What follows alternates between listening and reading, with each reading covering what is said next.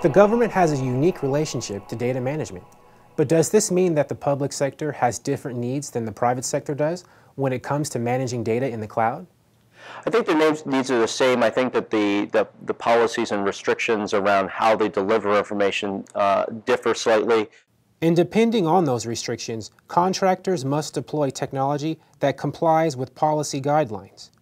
So we do see some unique technology requirements, but generally, I'd say 90% of the technology that the private sector embraces will meet the needs of the federal. But both the public and private sectors will likely always have to adjust data management strategies to facilitate a mobile workforce. Certain types of information you may restrict access based on the type of device, whether it's a government-owned asset or a personally owned asset. A lot of people are looking at BYO as a way to handle some mobility challenges.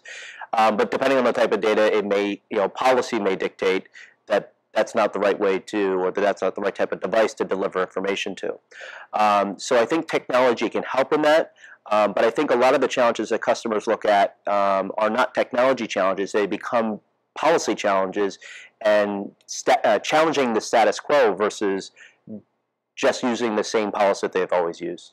For more technology news and interviews, check out govtech.com.